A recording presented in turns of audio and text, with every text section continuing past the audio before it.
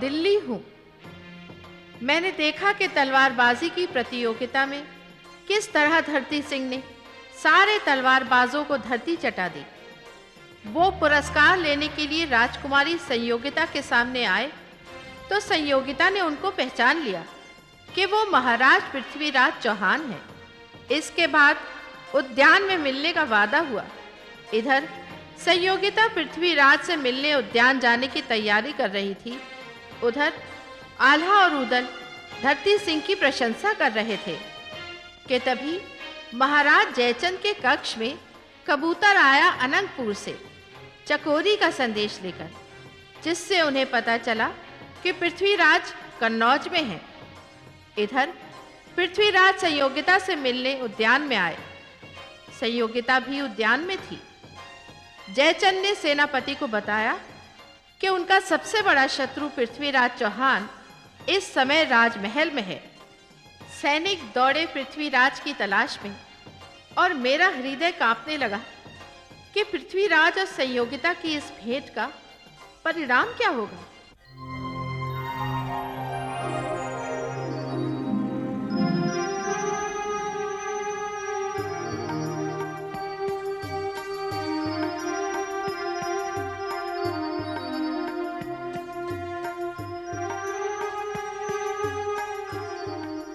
इन नजरों की प्यास तो बुझ गई राजकुमारी। अब अपनी वाणी का अमृत टपका कर इस प्यासी आत्मा की प्यास को भी बुझा दीजिए। आपने ऐसा क्यों किया? क्या किया हमने? कोई भूल हो गई हमसे? आपने तो हमें कहने का अवसर ही नहीं दिया कि हमारे प्राण आपके प्राणों में बसते हैं और आप अपने प्राणों को संकट में डालकर यहां चले आए। राजकुमारी, जब से आपको देखा है हम अपने आप को भूल गए हैं। हम अपने दिल के हाथों मजबूर होकर आपके पास आए हैं राजकुमारी, ये पूछने के लिए कि आपको देखने की जो ललक, जो तड़प, जो बेचैनी हमारे दिल में है, क्या वो तड़प, वो बेचैनी आपके दिल में भी है?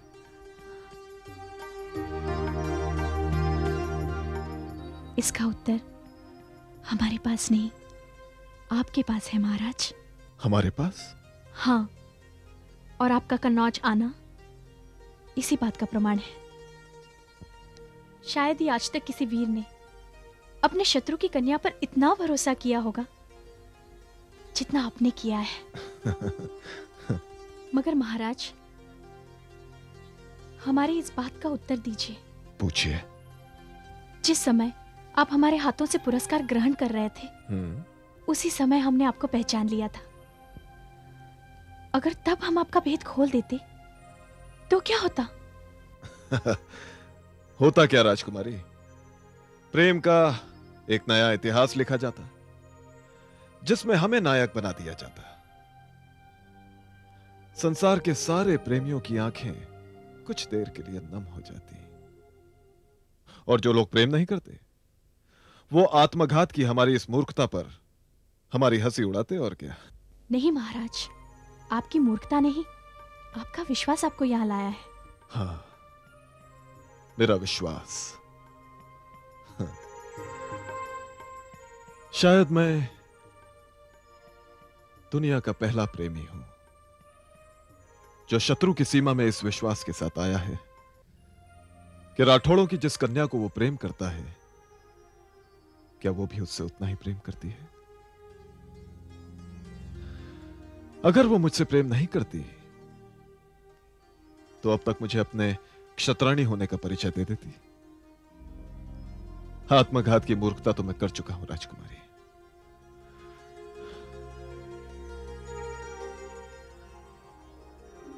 मुझे एक प्रश्न का उत्तर चाहिए कि प्रेम की जो ज्वाला मेरे हृदय में सुलग रही है, क्या वही ज्वाला तुम्हारे हृदय में भी है? जिस हृदय की आप बात कर रहे हैं, उस हृदय को तो हमने खड़ी सिरसा में आपके चरणों में छोड़ दिया था। अब हम क्या जाने कि इस हृदय में आपके लिए कितनी प्रेम ज्वाला है। बस बस राजकुमारी, आपके मुख से यह उत्तर सुनने के बाद अब इस प्रेम को आगे बढ़ने से संसार की कोई शक्ति नहीं रोक सकती, कोई शक्ति नहीं रोक सकती। महाराज, ये बात तो निश्चित है कि ये प्रेम कथा लिखी तलवारों के साए में जाएगी। अब देखना यह है कि हमारे माथे पर आपके सिंदूर की बिंदियां दमकती है या फिर हमारे रक्त की बिंदियां। राजकुमारी, राजकुमारी, अनर्थ हो गया राजकुमारी, अनर्थ हो गया। क्या बात है चित्रा? महाराज को इनके यहाँ आने की खबर हो चुकी है। अब तक तो वो सैनिकों को आदेश भी दे चुके होंगे। क्या? लेकिन उन्हें ये सूचना दी किसने? ये सूचना किसी गुप्तचर ने अनंगपुर से भेजी है। अनंगपुर में कन्नौज के गुप्तचर? तब तो हमें अपने कक्ष में जाना पड़ेगा राजकुमारी। क्या कहा आपने? अपने कक्ष तक? लेकिन क्यों महाराज? मेरी तलवार मेरे कक्ष में है। एक बार मेरी तलवार मेरे हाथ में आ जाए तो मैं इस आने वाले तूफान का सीना चीर कर यहां से निकल सकता हूं। नहीं नहीं महाराज, अब आप अपने कक्ष तक नहीं जा सकते। आप चलिए हमारे साथ। कहां? जहां हम कहें। राजकुमारी, क्या आप चाहती हैं कि हम कायरों की तरह मुंह छुपाकर यहां से भाग जाएं? महाराज, आप मत भूलिए कि इस वक्त आप प्रेमी हैं, योद्धा नहीं। और आपको यहां से प्रेम पूर्वक विदा करना हमारा धर्म है। हाँ,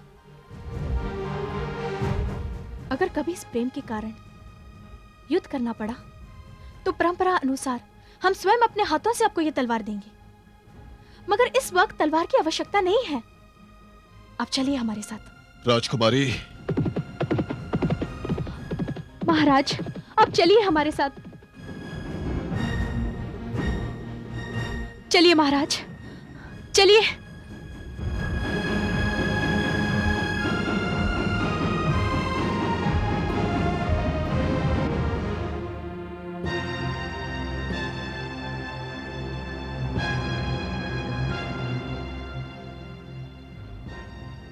लगता है कि धरती सिंह अपने कक्ष में नहीं है।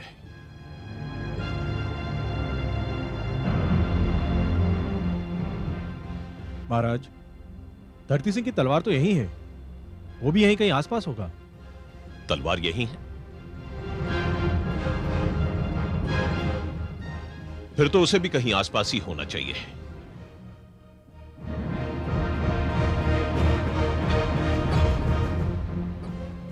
यह तलवार तो बहुत भारी है।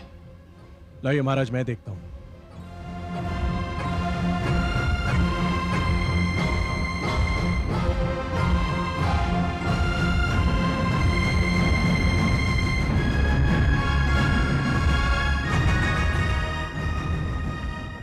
जी हाँ महाराज, ये तो सचमुच बहुत भारी तलवार है।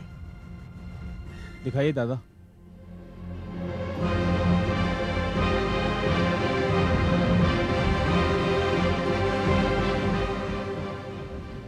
महाराज, इस सारे क्षेत्र में दो ही ऐसे योद्धा हैं जो इतनी भारी तलवार चला सकते हैं, जिनमें से एक है दादा आल्हा और दूसरा है पृथ्वीराज चौहान। तो इसका अर्थ यह हुआ कि धरती सिंह की वेशभूषा में यहां आने वाला पृथ्वीराज चौहान ही है। जी हाँ महाराज, अब तो यह निश्चित रूप से कहा जा सकता है कि धरती सिंह ही पृथ्वीराज चौहान है। अन्नदाता की जय हो। सेवक, अतिथि धरती सिंह कहां गए? अन्नदाता, उन्होंने इतना ही कहा था कि वो उद्यान की ओर जा रहे हैं। क्या उद्यान की ओर तो राजकुमारी संयुक्ता भी गई है। आला, हमें तुरंत उद्यान की ओर चलना चाहिए। चलो।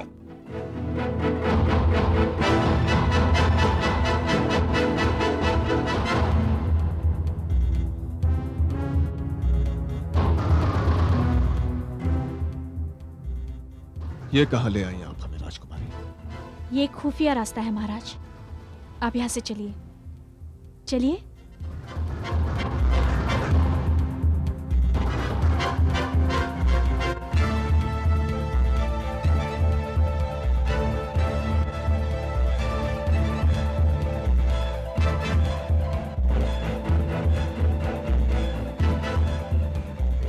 महाराज, जितनी जल्दी हो सके आप यहाँ से निकल जाइए।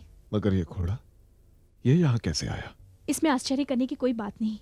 जब आपने हमसे उद्यान में मिलने के लिए कहा था, तभी एक डर सा था हमारे मन में, इसलिए हमने ये व्यवस्था पहले से ही कर रखी थी। राजकुमारी, ये सब देखकर हम हैरान हैं। हमने तो सुना था कि प्रेम पागल होता है। हाँ, सच सुना था आपने, और अब इसमें कोई शक भी नहीं रह गया है। वो कैसे राजकुमारी? हम अपने पिता के सबसे बड़े शत्रु को दिल छू दे बैठे हैं। राजकुमारी, अपने प्रेम का आरंभ तो बड़ा ही सुंदर हुआ, अब इसका अंत भी। नहीं महाराज, हम ऐसे अंत की कल्पना भी नहीं कर सकते। चिंता न कीजिए राजकुमारी, इसका आरंभ शत्रु के हिसाब से हुआ है, किंतु इसका अंत पृथ्वीराज के हिसाब से होगा। महाराज, राजकुमारी, महाराज, अब और देर ना कीजिए, जल्दी जाइए। चलता हूं।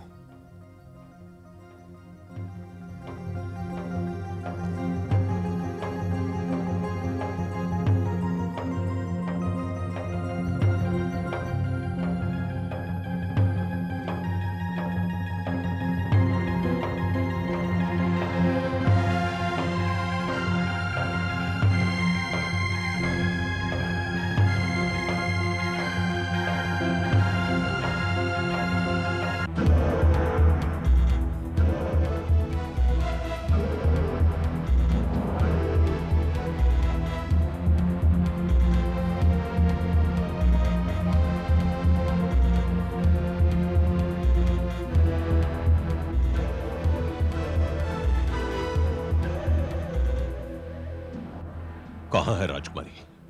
महाराज, जब मैं आपके पास से यहाँ आई तो मुझे राजकुमारी यहाँ पर नहीं मिली। मैंने चारों ओर उद्यान में देख लिया उन्हें।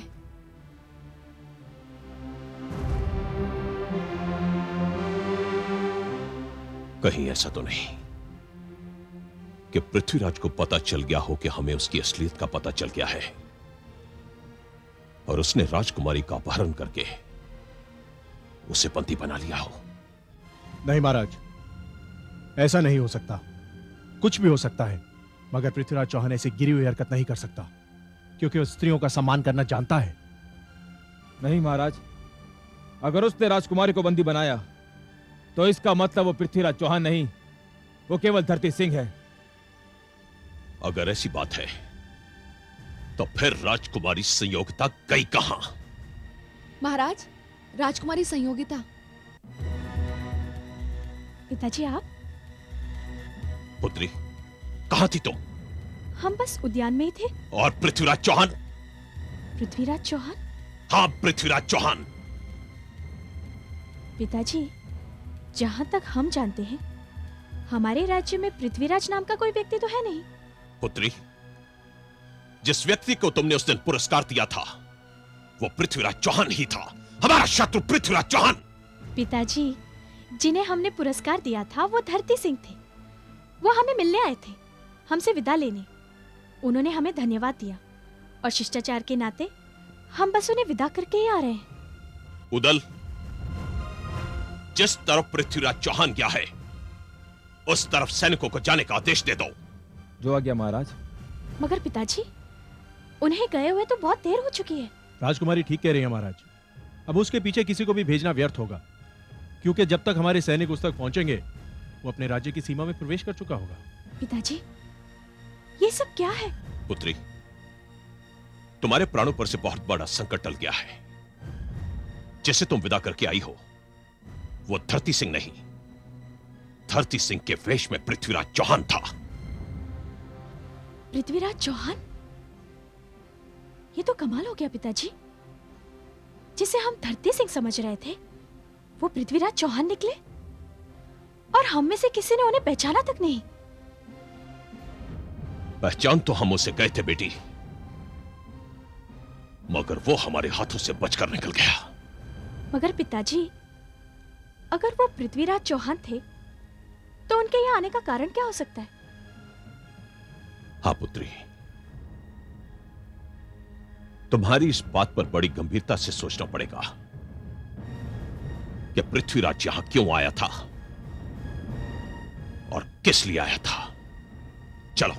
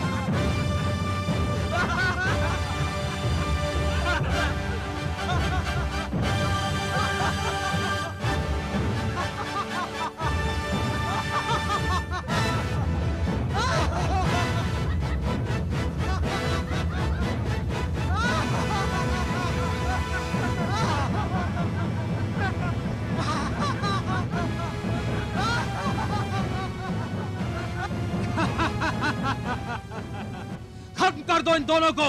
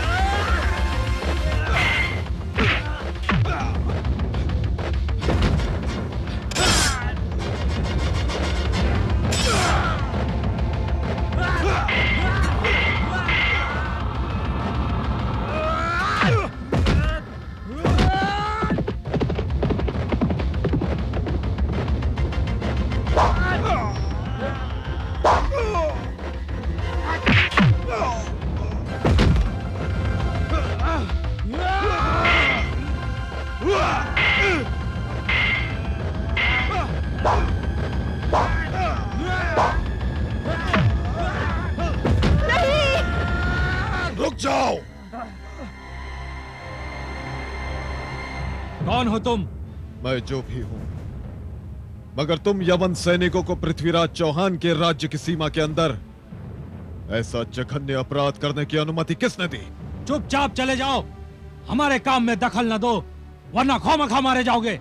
मैं कहता हूं छोड़ दो इन्हें। और हम कहते हैं चले जाओ यहाँ से, हमारे गुस्से को मत ललकारो। गुस्सा सिर्फ कायरों को आता है, वीरों को नहीं। तुम लोग इतने सारे हो और तुम्हारे सामने ये घायल और इसके साथ एक स्त्री। मैं कहता हूं मैं ये हत्या नहीं होने दूंगा। तुम्हारी दुश्मनी का जो भी कारण हो, दुनिया का कोई कानून किसी निहत्थे की हत्या करने का अधिकार नहीं देता किसी को। मैं ये अनर्थ नहीं होने दूंगा। इससे पहले हम तुम्हारा काम तमाम कर देंगे। कर दो इसका सर कलम।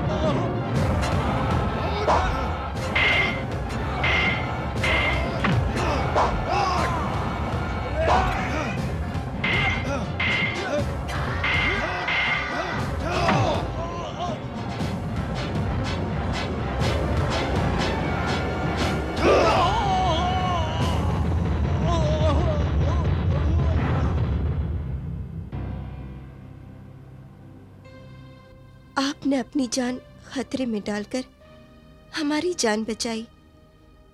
इस एहसान को तो हम कभी नहीं चुका पाएंगे, मगर आज हमारी आंखों ने वीरता का वो प्रदर्शन देखा है जिसकी कोई मिसाल नहीं दे सकते। आपकी जुबानी हमें ये भी मालूम हुआ है कि ये धरती महाराज पृथ्वीराज चौहान के राज्य की सीमा है। हम इन लोगों से बचने के लिए महाराज पृथ्वीराज चौहान की पनाह में जा रहे थे। क्या मैं पूछ सकती हूँ, हमें बचाने वाले हमारे मुआफिज का नाम क्या है? मैं धरती सिंह हूं, महाराज पृथ्वीराज चौहान का अंगरक्षक। महाराज पृथ्वीराज चौहान के अंगरक्षक और निहत थे? मैं अवकाश पर था, अपने ससुराल से वापस आ रहा था। मगर देवी, आप कौन हैं? मैं चित्ररेखा हूँ, सिंधु राज्य की राजनर्तकी की बहन। और ये मीर हसन हैं, गजनी के सुल्तान मोहम्मद शाहबुद्दीन गौरी के छोटे भाई।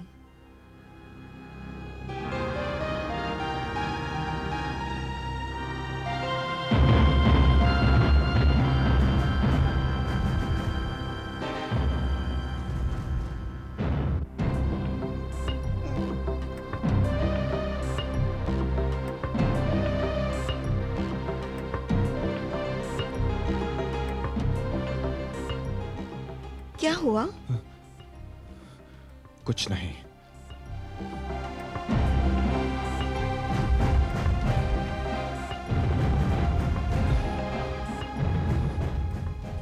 इनकी हालत तो बहुत गंभीर है।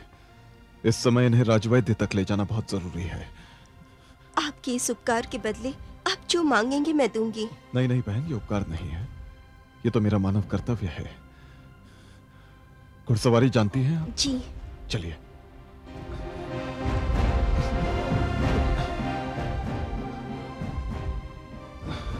आइए जल्दी।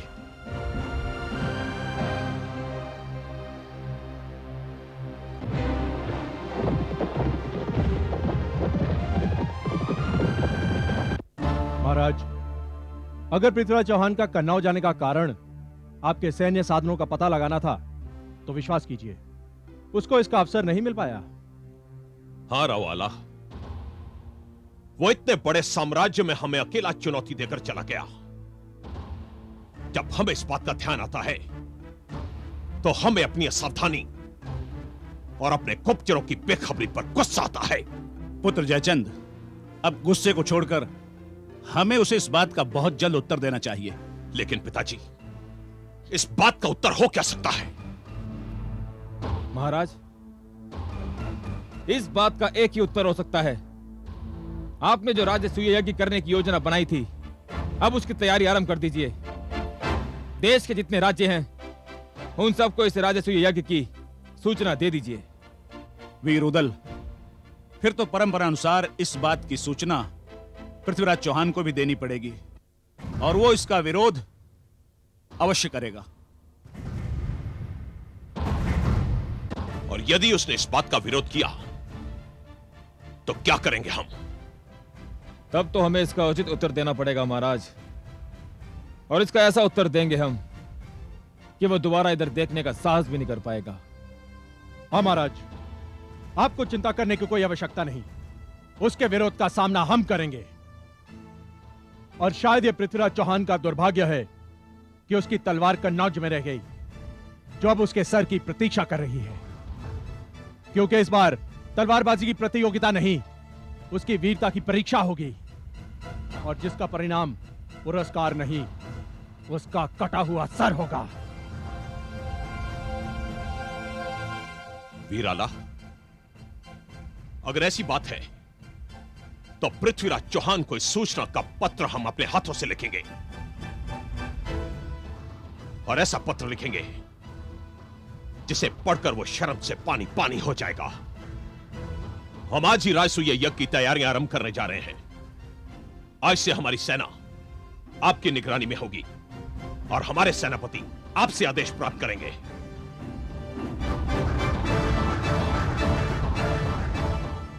पुत्र जयचंद, हम तुम्हारे इस निर्णय से अति प्रसन्न हुए। महामंत्री, आज्ञा अन्नदाता। राजपुरोहित और सारी ब्राह्मण सभा को इस राजसूय यज्ञ की सूचना दे दो। जो आज्ञा अन्नदाता। पुत्र जयचंद, तुम पृथ्वीराज चौहान को अवश्य पत्र लिखो। मुझे इस बात की प्रतीक्षा रहेगी कि इस सूचना का हमारे शत्रु पर क्या प्रभाव पड़ा। पिताजी, मुझे प्रभाव की नहीं, परिणाम की प्रतीक्षा है। महाराज, परिणाम वही होगा जो दादा आला ने कहा। महाराज, महाराज, चंद्रवरदाई। महाराज पृथ्वीराज चौहान, आप अनंगपुर वापस आ गए।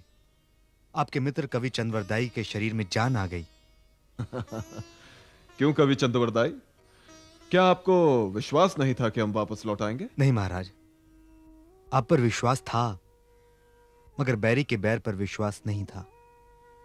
अनहोनी को होनी कर दे, उसका नाम पृथ्वीराज चौहान है। महाराज, मैं व्याकुल हूं कन्नौज के समाचार सुनने के लिए। बसंत उत्सव कैसा रहा? मित्र, हम कन्नौज गए तो थे अकेले, मगर वापस अकेले नहीं आए। एक यादों का मेला साथ लाए हैं। यादों का मेला। महाराज, आपकी राजकुमारी संयोगिता से प्रेम भेंट कैसी रही?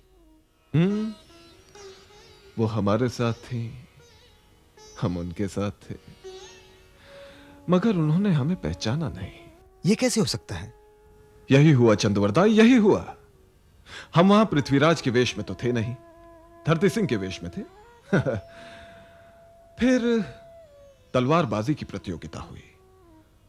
पाटलिपुत्र के धरती सिंह ने सारे तलवारबाजों को एक साथ धूल चटा दी। सर्वश्रेष्ठ तलवारबाज घोषित किया गया हमें। लेकिन चंद्रवरदाई, जब हम पुरस्कार लेने राजकुमारी के सामने गए, तब हमारे दिल की धड़कनें तेज हो गई। हमने इशारों में अपना असली परिचय दिया राजकुमारी को। फिर जानते हो क्या हुआ? हमें पहचानते ही राजकुमारी के हाथों से पुरस्कार गिर पड़ा। फिर क्या हुआ महाराज? फिर हमने राजकुमारी के हाथों से पुरस्कार लिया, उनके नैनों से पुरस्कार लिया, उनके हृदय से पुरस्कार लिया। कविराज, वो सम्मान अभी भी हमारी आंखों के सामने घूम रहा है। महाराज, उधर आप कन्नौज में थे और इधर मेरा मन व्याकुल था और डर भी रहा था। जब से आप गए हैं एक पल भी नहीं सोया मैं। बड़े अजीब अजीब विचार आ रहे थे मन में। इसलिए कि तुम मित्र हो हमारे, दिल से चाहते हो हमें। मेरे चाहने की बात छोड़िए महाराज, अपनी चाहत की बात सुनाइए। हमारी चाहत तो रंग लाई है चंद्रवरदाई। हां, और तुमने बिल्कुल सच कहा था। जो व्याकुलता, जो बेचैनी, जो तड़प हमारे दिल में है, वही व्याकुलता, वही बेचैनी राजकुमारी के दिल में भी है हमारे लिए। पुरस्कार समारोह के बाद उद्यान में मिलने का वादा किया था। वो वादा पूरा किया राजकुमारी ने? हाँ मित्र, प्रेम मिलन की बड़ी सुहानी घड़ी थी वो। तो शरीर प्रेम की अग्नि में चल रहे थे।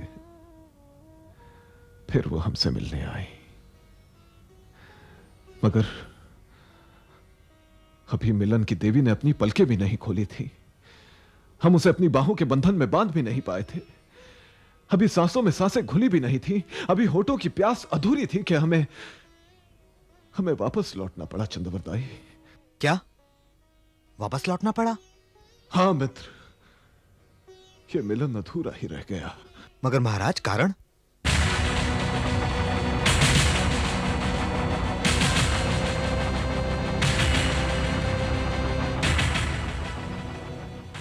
चंद्रवरदाई, महाराज जयचंद को हमारे कन्नौज में रहने का पता चल गया। क्या? यह कैसे हो सकता है? मैं भी यही सोचकर हैरान हूं कि यह कैसे हो गया। चंद्रवरदाई, कन्नौज राज्य का कोई गुप्तचर इस समय हमारे राजमहल में मौजूद है। कन्नौज राज्य का गुप्तचर हमारे राजमहल में? हाँ,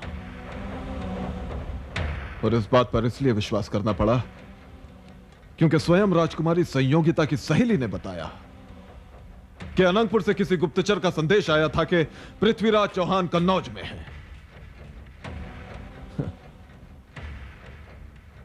मगर कविराज, मेरे कन्नौज जाने की बात क्या तो मैं जानता था, क्या तुम? क्या महाराज? तो क्या आप मुझे? नहीं नहीं मित्र, नहीं। अगर कोई यह कहे कि सूरज पूरब की जगह पश्चिम से निकला है तो मैं मान सकता हूं, मगर मैं यह कभी नहीं मान सकता कि मेरा मित्र कन्नौज राज्य का गुप्तचर है। कभी नहीं। फिर भी मित्र, एक प्रश्न है जो अपनी जगह खड़ा है कि जो बात हम दोनों के बीच हुई थी उसका पता तीसरे कान तक कैसे पहुंचा।